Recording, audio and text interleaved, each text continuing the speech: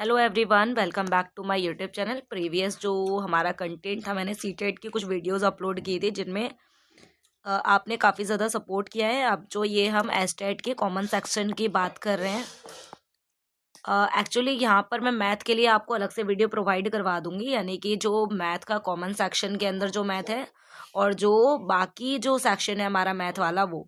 तो यहाँ पर बेसिकली हम कॉमन सेक्शन के अंदर क्या क्या देखेंगे वो मैं बता देती हूँ आपको। हिंदी, इंग्लिश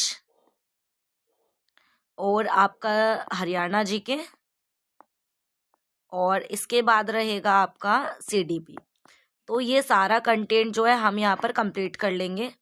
तो चलिए, और रीजनिंग और मैथ का जो कॉमन सेक्शन है उनके लिए मैं अलग से वीडियो आपको प्रोवाइड कर दूंगी। चलिए तो स्टार्ट करते हैं बिना टाइम को वेस्ट करे हुए। क्वेश्चन नंबर 1 आप बाइलिंगुअल तरीके से देख सकते हैं, क्वेश्चन आपको स्क्रीन पे शो हो रहे हैं। चलिए इनको फटाफट से इनका आंसर डायरेक्टली पुटअप करना स्टार्ट करते हैं। फर्स्ट है क्वेश्चन नंबर 1, क्या कहता है कि सबसे पहले तो देखो, आपको एक ट्रिक याद रखनी है। जब भी क्वेश्चन इस तरीके से आपको दिखाई देता है ना, जैसे क्वेश्चन नंबर 1 है, तो सबसे पहले जो नोट है ना उसको अंडरलाइन कर लो, क्योंकि जब हम क्वेश्चन पढ़ते हैं तो हम ना ये भूल जाते हैं कि इसमें हमें नहीं वाला फाइंड आउट करना था। हम ढूंढते हैं, जो हमें डिसिमिलर दिखता है हम उसे टिक कर देते हैं, पर हमें ये याद रखना है कि इसमें हमें नॉट वाला फाइंड आउट करना है। ठीक है, तो यहाँ पर अगर हम देखें कि क्या क्वेश्चन है, which of the following law is not related to heredity. इनमें से कौन सा लॉ है जो हेरिडिटी से रिलेटेड नहीं है। तो 4 लॉज यहाँ पे दे रखे हैं, कौन कौन से। पहला है law of similarity, law of variation, law of regression, next है लॉ ऑफ प्रोग्रेशन। तो यहाँ पर जो ऑप्शन नंबर 4 है ना, लॉ ऑफ प्रोग्रेशन, ये बेसिकली आपका हेरिडिटी से रिलेटेड नहीं है। ठीक है, नेक्स्ट है क्वेश्चन नंबर 2।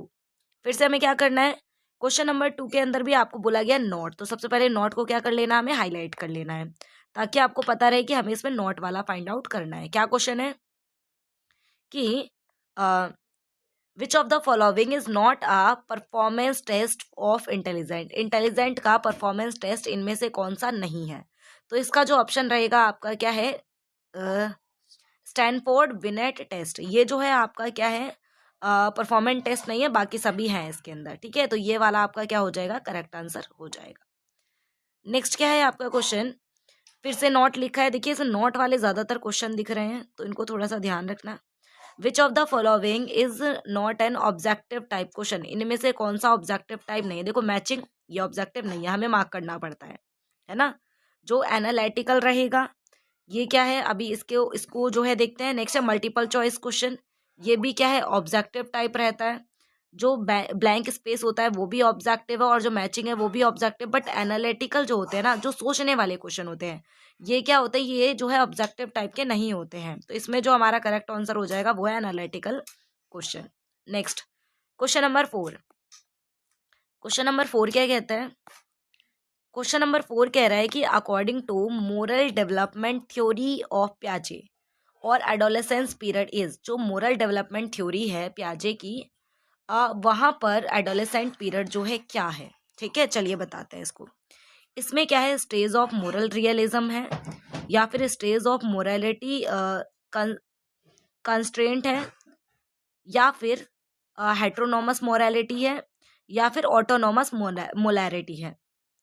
तो यहाँ पर जो आपका जो करेक्ट आंसर रहेगा वो क्या रहेगा, ऑप्शन नंबर 4, यानी जो ऑटोनोमस मोरालिटी है वो क्या है, एडोलेसेंस पीरियड है किसका, मोरल डेवलपमेंट थ्योरी का, जो कि प्याजे ने दी हुई है। आगे नेक्स्ट क्वेश्चन नंबर 5, यहाँ पे बोल रहा है कि which of the following characteristics not related to concrete operational stage of. देखो क्या बोल रहा है कि वो कौन सा है इनमें से जो रिलेटेड नहीं है किससे, concrete operational stage of cognitive development theory. ठीक है, जो किसने दी थी, किसने प्रोपाउंड करा था उसको, प्याजे ने। तो चलो बताते हैं इनमें से कौन सा कॉन्क्रीट ऑपरेशनल का एग्जाम्पल नहीं है।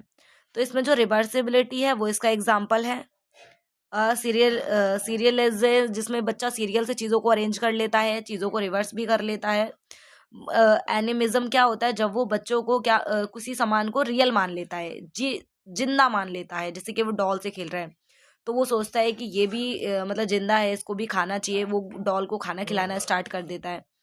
कंजर्वेशन क्या होता है कि वो चीज़ों को कंजर्व करना स्टार्ट कर देता है, चीज़ें बड़े छोटे साइज को, मतलब अगर ग्लास में इतना पानी है, किसी बड़े से बाउल में इतना पानी है, तो वो रिलेट यहाँ पे कर पाएगा, ठीक है, कॉन्क्रीट वाले के अंदर, कि ये जो पानी है वो बिल्कुल बराबर है, बट ग्लास का साइज चेंज हो गया है।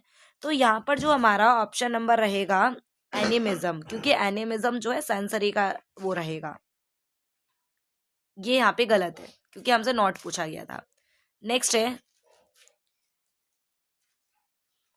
Which statement is not correct context of individual difference. अच्छा, इंडिविजुअल डिफरेंस क्या कहता है कि हर एक इंसान एक दूसरे से अलग होता है, तो इनमें से कौन सा इंडिविजुअल डिफरेंस के लिए करेक्ट नहीं है, ठीक है। तो चलिए इसको देखते हैं जरा। कह रहा है कि 2 person are not exactly same, बिल्कुल ठीक है, इंडिविजुअल डिफरेंस इस चीज के बारे में बोलता है कि दो लोग आपस में सेम नहीं हो सकते। नेक्स्ट क्या है कि जो इंडिविजुअल डिफरेंस होता है, deviation in regard to characteristics, बिल्कुल सही बात है। Individual difference distinguish individuals in their totality, बिल्कुल ठीक है। Individual difference are sole result of heredity, ये गलत है, इसके अंदर ये वाला नहीं आएगा क्योंकि वो हेरिडिटी का रिजल्ट नहीं होते हैं बेसिकली। तो हमारा जो बेसिकली करेक्ट आंसर होगा वो रहेगा individual difference for a sole result of heredity, है ना। नेक्स्ट है क्वेश्चन नंबर 7। क्वेश्चन नंबर 7 क्या कहता है कि when the lesson to be learn by a child is long and difficult. अगर कोई लेसन जब बच्चा उसको लर्न कर रहा है तो वो उसको बहुत ज़्यादा लॉन्ग लग रहा है, डिफिकल्ट लग रहा है, समझ नहीं आ रहा, required a lot of understanding, उसको जो है बहुत ज़्यादा समझ की ज़रूरत है उसको समझने के लिए, then which method of learning will be appropriate. आप तो उसको सीखने के लिए कौन सी विधि चुननी होगी, है ना, क्या मेथड उसको सीखना पड़ेगा।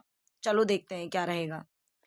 यहाँ पे स्पेस मेथड अच्छा रहेगा, या फिर होल मेथड, या फिर मैच्ड मेथड, या फिर इंसिडेंटल मेथड। कौन सा मेथड इसमें सही होगा, इसमें रहेगा स्पेस मेथड। स्पेस मेथड उस बच्चे के लिए बहुत अच्छा रहेगा जिसमें वो खुद को टाइम दे, चीज़ों को समझे, अंडरस्टैंड करे, ठीक है। नेक्स्ट है क्वेश्चन नंबर 8। क्वेश्चन नंबर 8 क्या कहता है, which teaching maxim is not beneficial for the learning disabled children. Disabled children कौन होते हैं, जिनको कुछ ना कुछ प्रॉब्लम्स होती हैं, है ना, लर्निंग प्रॉब्लम। तो इनमें से कौन सा जो है सुटेबल नहीं है किसके लिए, लर्निंग डिसेबल्ड चिल्ड्रन के लिए कौन सा बेनिफिशियल नहीं होगा। तो यहाँ पर जो है देखो, सिंपल टू कॉम्प्लेक्स ये होगा बिल्कुल, डायरेक्ट टू इनडायरेक्ट ये भी सही है, नोन टू अननोन ये भी सही है, पर एब्स्ट्रैक्ट टू कॉन्क्रीट ये वाला ऑप्शन हमारा गलत हो जाएगा यहाँ पे। यानी जो नॉट जो है कौन सा, ये वाला मेथड जो है यहाँ पर आ जाएगा, एब्स्ट्रैक्ट टू कॉन्क्रीट, ये इनके लिए सही नहीं है। नेक्स्ट है question number 8। Which of the following is not a principle of development. इनमें से कौन सा प्रिंसिपल का डेवलपमेंट नहीं है। तो देखो, फर्स्ट है यहाँ पर, development is a product of heredity and environment. Heredity और एनवायरनमेंट का प्रोडक्ट होता है डेवलपमेंट, बिल्कुल ठीक है। एनवायरनमेंट डेवलपमेंट पैटर्न जो है वो प्रेडिक्टेबल होता है, बिल्कुल सही बात है, हम उसको अनुमान कर सकते हैं, मेजर नहीं कर सकते हैं।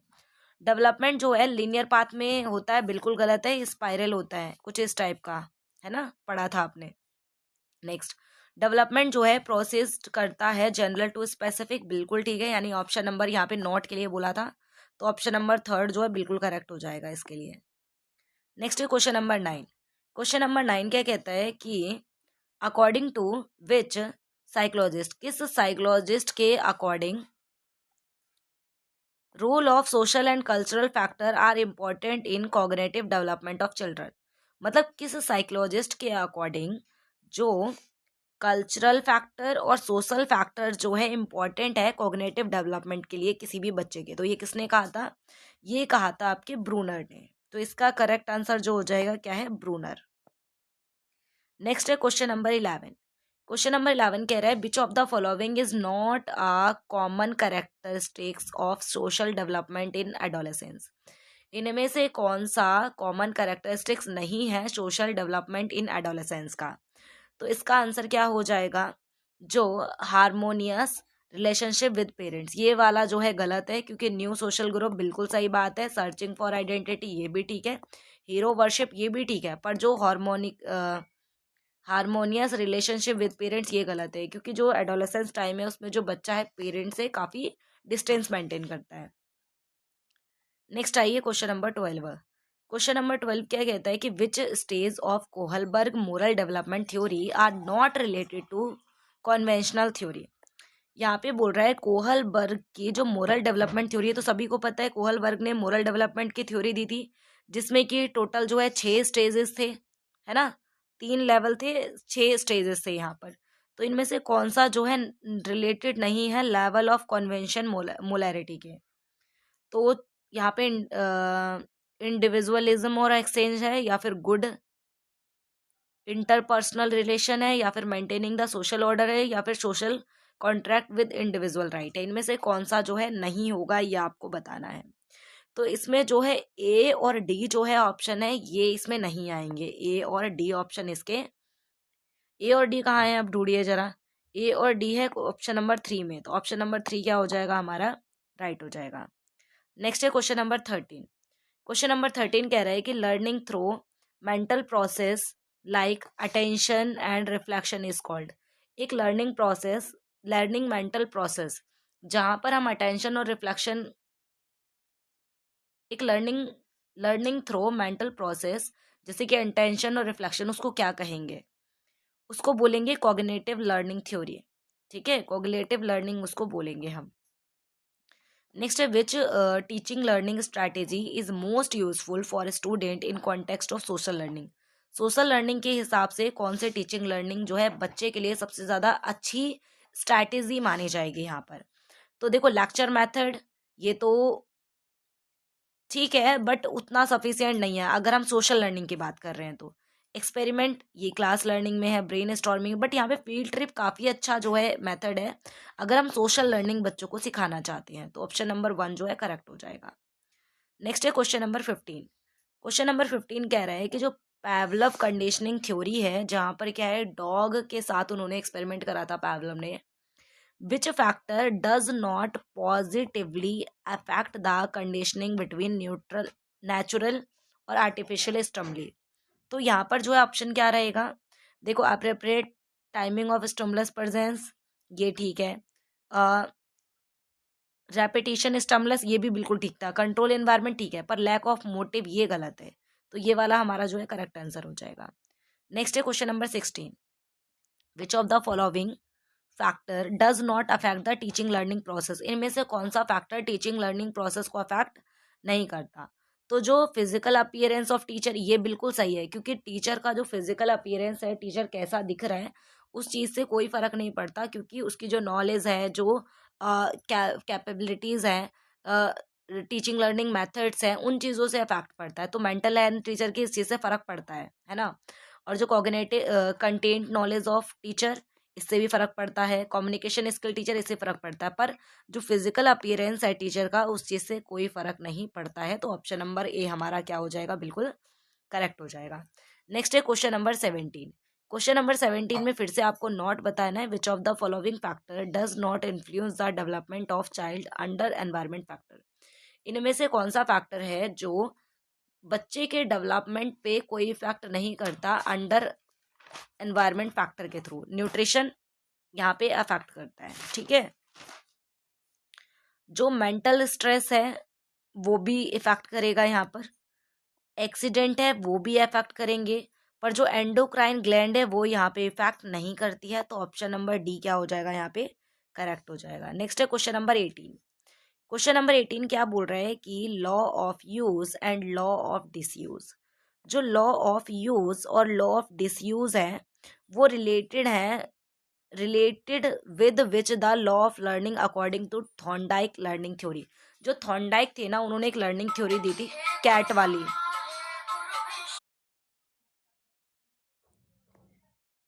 यहाँ पर जो है इस क्वेश्चन का हमारा रहेगा answer law of exercise. Next है क्वेश्चन नंबर 19। क्वेश्चन नंबर 19 में कह रहा है कि which of the following pair is not correct regarding motivational theory and their proponents. इनके अकॉर्डिंग बताना है कौन सा जो है इनकरेक्ट है। तो यहाँ पर देखिए ये जो सामने सामने लिखे हैं उनके अकॉर्डिंग आपको दिखना है। तो जो अचीवमेंट मोटिवेशनल थ्योरी है वो MC क्लेलैंड की ही है, तो ये बिल्कुल ठीक है। और जो ड्राइव थ्योरी है वो वुडवर्थ की ही है, बिल्कुल सही है। और जो नीड हायरार्कियल थ्योरी है वो मैस्लो की ही है। पर जो ऑप्शन नंबर 1 है जो इंटेंसिटी थ्योरी है वो अटैक्शन की नहीं है, तो ये वाला जो है हमारा ऑप्शन नंबर जो है गलत हो जाएगा। नेक्स्ट है इंक्लूसिव एजुकेशन। ये क्वेश्चन देखो सीटेट में भी कई बार पूछा गया है ना, और यहाँ पर भी ये क्वेश्चन दिख रहा है।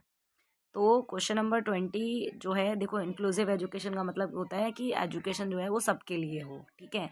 तो एजुकेशन फॉर सोशली डिप्राइव्ड गलत है, ओनली सोशली लोगों के लिए नहीं है, ओनली डिसेबल्ड के लिए भी नहीं है। Education for normal and disabled children, basically education for all है, इंक्लूसिव एजुकेशन, ठीक है। तो ऑप्शन नंबर डी जो है इसका करेक्ट आंसर हो जाएगा।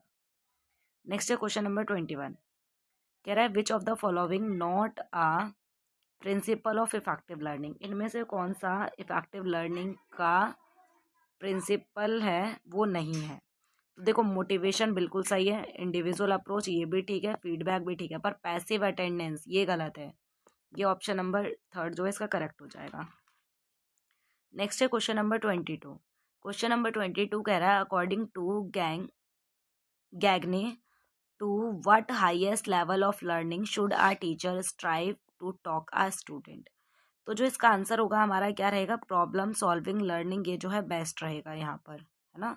हाईएस्ट लेवल ऑफ लर्निंग जो है वो क्या है यहाँ पर, देखो जो ज्ञाने थे उनके अनुसार एक शिक्षक द्वारा विद्यार्थियों को किस उच्चतम स्तर के अधिगम तक ले जाने का प्रयास करना चाहिए, बेसिकली प्रॉब्लम सॉल्विंग तक, ठीक है। रूल से लर्निंग नहीं है, डिस्क्रिमिनेशन लर्निंग भी नहीं है, कॉन्सेप्ट लर्निंग, तो ये इसका एक अच्छा जो है एक बेटर आंसर रहेगा। बच्चों को इसेबल बनाना चाहिए ताकि वो अपनी प्रॉब्लम्स को खुद सॉल्व कर सकें।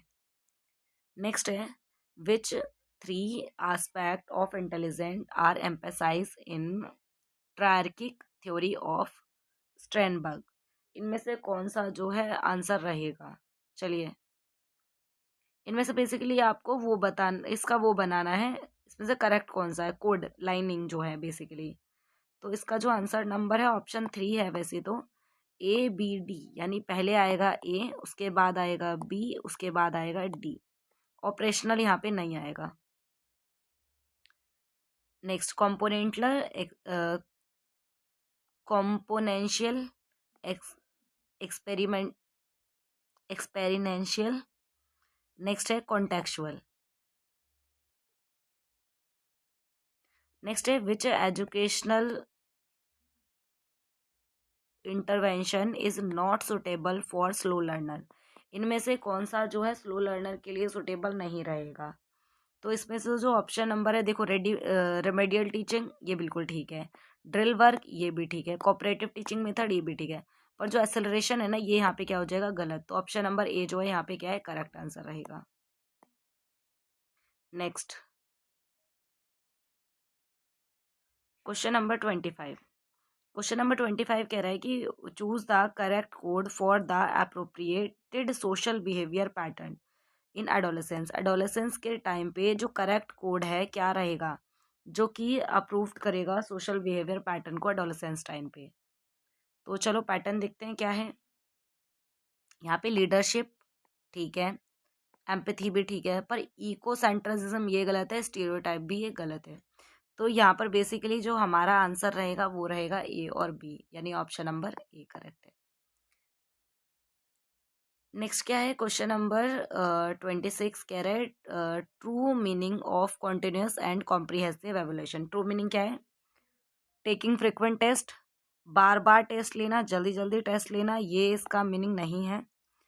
Taking continuous test at appropriate interval, तो ये वाला जो है 26 वाला काफ़ी हद तक ठीक है। आगे देखते हैं, टू एवेलुएट स्कोलास्टिक और कोलास्टिक बिल्कुल सही बात है, ये बिल्कुल ठीक है सी वाला पॉइंट।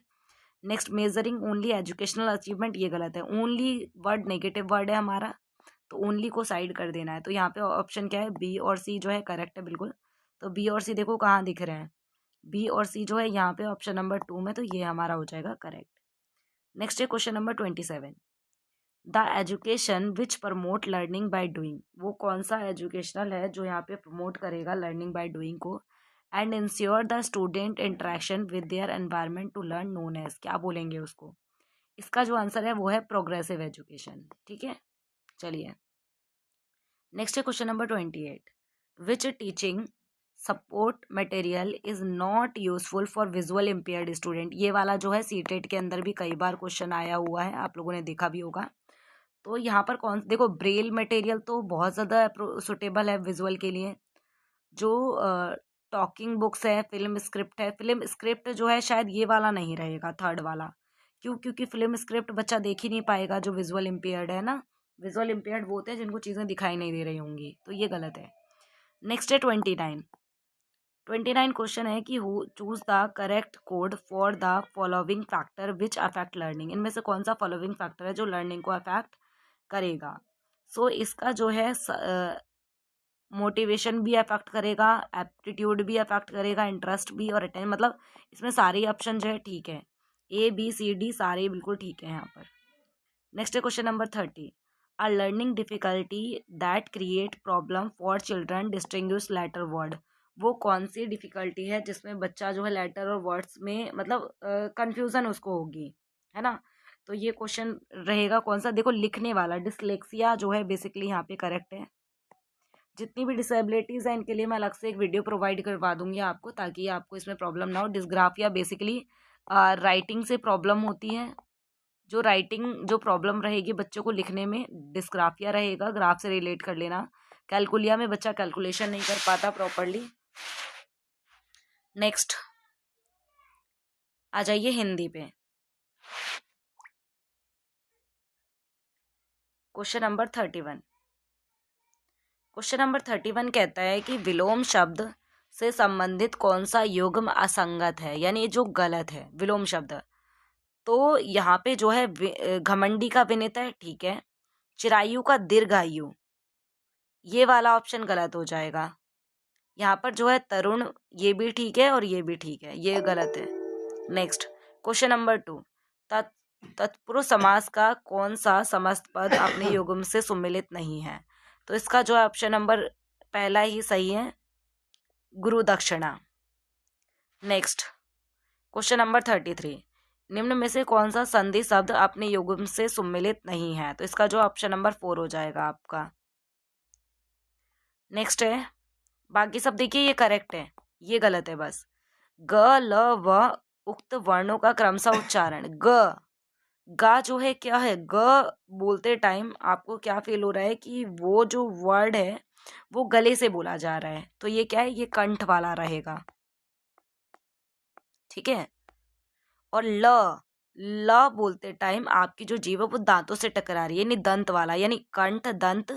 और ये ब बोलते टाइम आपके जो होठ हैं वो उसको टच हो रहे हैं आपस में, तो ये ओस्ट, यानी आप बोल के भी ट्राई कर सकते हैं। तो ऑप्शन नंबर 3 क्या है यहाँ पे करेक्ट हो जाएगा। क्वेश्चन नंबर नेक्स्ट है 35। कह रहा है कि विभिन्न विकल्प का वाक्य पूर्णकालीन क्रिया का उदाहरण नहीं है। पूर्णकालीन मतलब इसमें काम पूरा नहीं हो रहा होगा, लगभग इस तरीके से। तो तुम्हें ऐसा करना शोभा नहीं देता है। राम खेल कर चला गया, देखो काम फिनिश हो चुका है। सीता खाना बनाकर जयपुर जाएगी, तो इसमें भी काम फिनिश की साउंड आ रही है। अध्यापक उदाहरण देकर छात्रों को पढ़ाते हैं। बट जो ऑप्शन नंबर यहाँ पे 2 है ना, तुम्हें ऐसा करना शोभा नहीं देता, तो ये चीज़ यहाँ पे जो है इससे मैच नहीं करती। Question number 36। नीम हकीम खतरे जान उक्त लोकोक्तियों का सही अर्थ क्या है? तो इसका जो सही अर्थ है वो है अल्प ज्ञान खतरनाक होता है, ऑप्शन नंबर बी। नेक्स्ट है क्वेश्चन नंबर 37। 37 जो है वाक्यांश के लिए एकल शब्द संबंधित कौन सा असंगत है? इसका जो है ऑप्शन ए और 4 दोनों ही सही है। नेक्स्ट है क्वेश्चन नंबर 38। निम्न विकल्पों में से बर्तनी से कौन सा अशुद्ध है? अशुद्ध नहीं है मतलब गलत नहीं है, कौन सा गलत नहीं है? तो इसमें जो है साधुवाद और सुरसरी ठीक है, सुबेसी ये भी ठीक है, ये भी ठीक है। यहाँ पे जो ऑप्शन नंबर 1 है वो गलत है, ठीक है। Next question number 39। Kadambari Kadambari और कादम्बनी, इस शब्द में कौन सा अर्थ जो है इसमें सही है वो बताना है। तो इसमें जो है एक कदम्बरी का मतलब होता है शराब और कदम्बनी का मतलब होता है घटा। तो ये जो है बिल्कुल ठीक है। क्वेश्चन नंबर 40, इनमें से कौन सा धनुष का पर्यायवाची नहीं है? तो जो इसमें चाप भी इसका पर्यायवाची है, कार्मुक भी है और सरासन भी है, पर कसार इसका एग्जाम्पल नहीं है। नेक्स्ट है, विशेषण के संबंध में कौन सा असंगत है? तो इनमें से कौन सा सही नहीं है 41 में?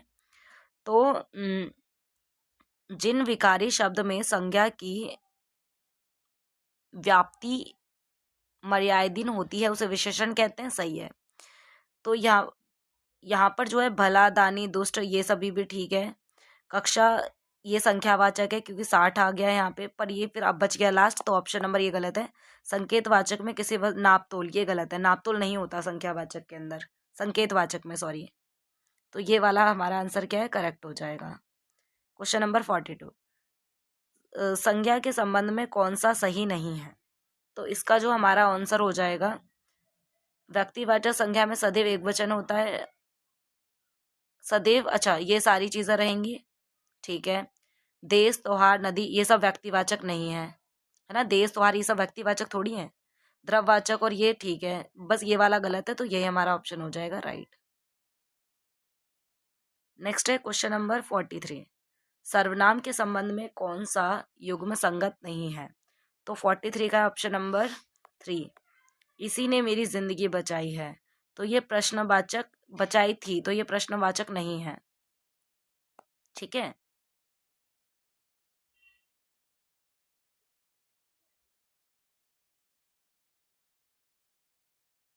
देखो स्वयं जो है निजवाचक को दिखाता है, जब भी स्वयं वर्ड आता है तो वो निज को शो करता है।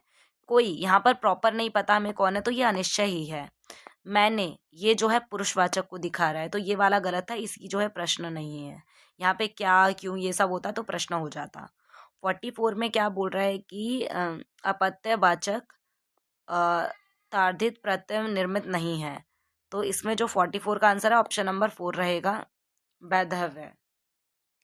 क्वेश्चन नंबर 45, क्या है उपसर्ग की दृष्टि से किस विकल्प का शब्द युग्म असंगत है? तो इसमें जो है ऑप्शन नंबर जो है 3 इसमें बिल्कुल राइट होगा।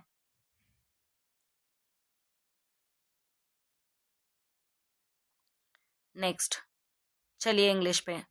46, choose the correct option that give a correct passive voice. इनमें से कौन सा करेक्ट पैसिव वॉइस को शो कर रहा है? तो देखिए इसमें क्या है, have the work been done, has the work been done, had the work been done, will be the work done. इसमें जो है आंसर जो है सेकेंड राइट होगा, has the work been done. Next 47, choose the correct that give a correct meaning of phrasal verb, turn out. Turn out का correct meaning यहाँ पे कौन दे रहा है? तो इसका जो है एविक्ट समवन, ये इसका आंसर हो जाएगा।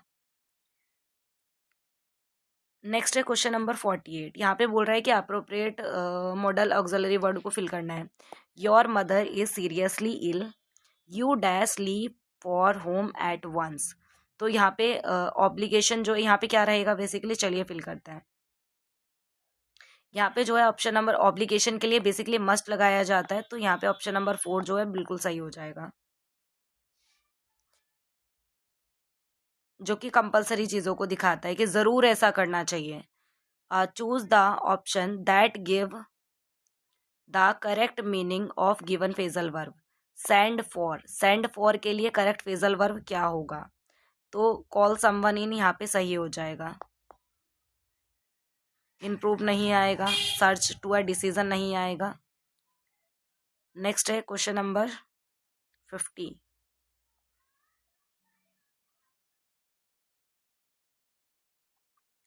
क्वेश्चन नंबर 50 कह रहा है कि change the narration reported speech, right option इसमें क्या होगा? I said to him, do you know when she will go home.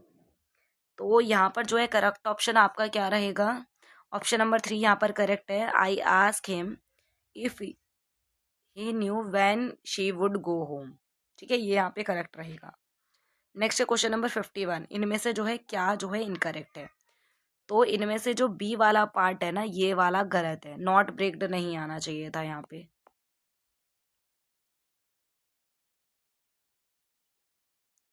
Next question number 52, यहाँ पे जो है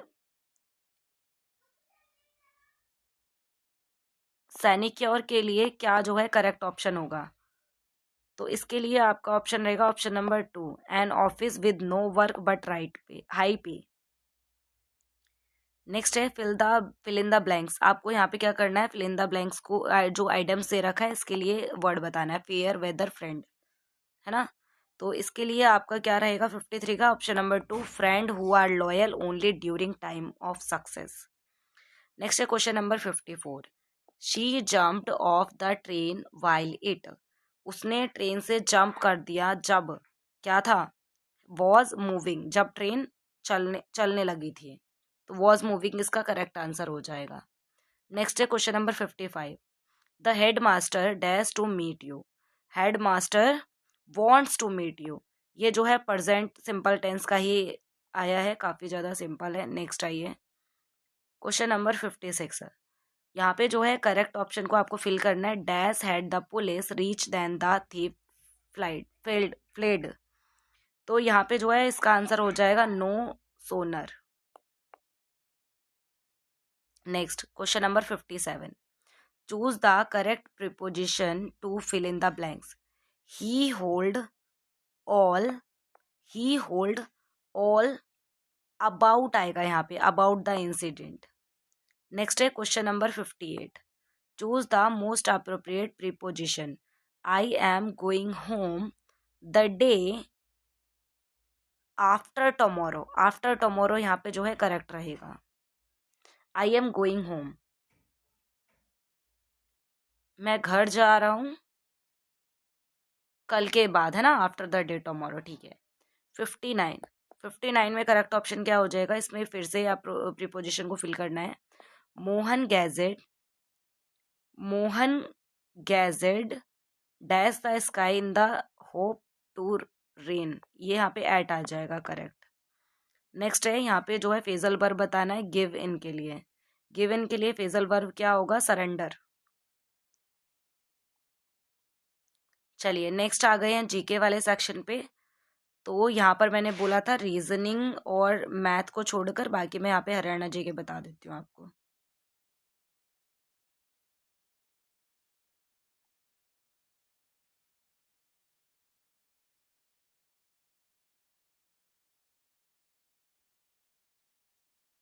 yes, question number 81, question number 81 में क्या कह रहा है कि 1857 के विद्रोह के दौरान निम्नलिखित में से किसने रोहतक में ब्रिटिश ठिकानों पर आक्रमण किया, तो इसका जो करेक्ट आंसर है वो है तफजल हुसैन। क्वेश्चन नंबर 82, हरियाणा में मोरनी की पहाड़ियों का संबंध किस चीज से है, तो यह हिमालय की वाह्य श्रृंखला से। नेक्स्ट, हरियाणा में गिद्ध संरक्षण केंद्र कहाँ पर स्थित है, तो यह है आपका पिंजौर के अंदर। हरियाणा में कितनी तहसील हैं, तो जो इसमें है आपकी 95 तहसील है हरियाणा के अंदर। हरियाणा के किस जिले में खेलो इंडिया महिला तीरंदाजी रैंकिंग प्रतियोगिता का आयोजन किया गया है, तो वो है सोनीपत के अंदर। नेक्स्ट है यूपीएससी के चेयरमैन जो कालांतर में हरियाणा राज्यपाल बने हैं, ये 23 का एग्जाम है, तो उस टाइम पर ये चीज़ जो है काफ़ी करंट अफेयर में चल रही थी, तो इसलिए क्वेश्चन पूछा गया था। तो इसका आंसर है डॉक्टर AR किदवई। नेक्स्ट है क्वेश्चन नंबर 87, चावल की फसल को अत्यधिक परंपरागत फसलों से प्रतिस्थापित करने हेतु हरियाणा सरकार द्वारा चलाई गई एक योजना, वो क्या थी, मेरा पानी मेरी विरासत, क्योंकि इसमें पानी की बहुत ज़्यादा ज़रूरत होती थी। नेक्स्ट है क्वेश्चन नंबर 88, हरियाणा में national institute of fashion technology संस्थान कहाँ पर स्थित है, तो ये है आपका पंचकुला में। जितने भी ऐसे स्थित वाले क्वेश्चन हैं, संरक्षण वाले क्वेश्चन हैं, ये आपको ज़रूर कर लेने चाहिए। हरियाणा के मुख्य सूचना अधिकारी कौन हैं, तो ये कौन थे, श्री विजय वर्धन। नेक्स्ट है क्वेश्चन नंबर, हरियाणा में निम्न लिखित संतों में से कौन पूरण भगत के नाम से लोकप्रिय थे, तो यह है क्वेश्चन नंबर 3, बाबा चौरंगीनाथ। नेक्स्ट क्वेश्चन है आपका, इसके बाद मैथ सेक्शन स्टार्ट है। मिलते हैं नेक्स्ट वीडियो के कॉमन सेक्शन पे। वीडियो अच्छा लगा है तो वीडियो को लाइक करें। नेक्स्ट वीडियो के लिए चैनल को सब्सक्राइब कर लें, ताकि जैसे ही नेक्स्ट वीडियो अपलोड हो नोटिफिकेशन तुरंत ही मिल जाए। Thank you so much watching this video.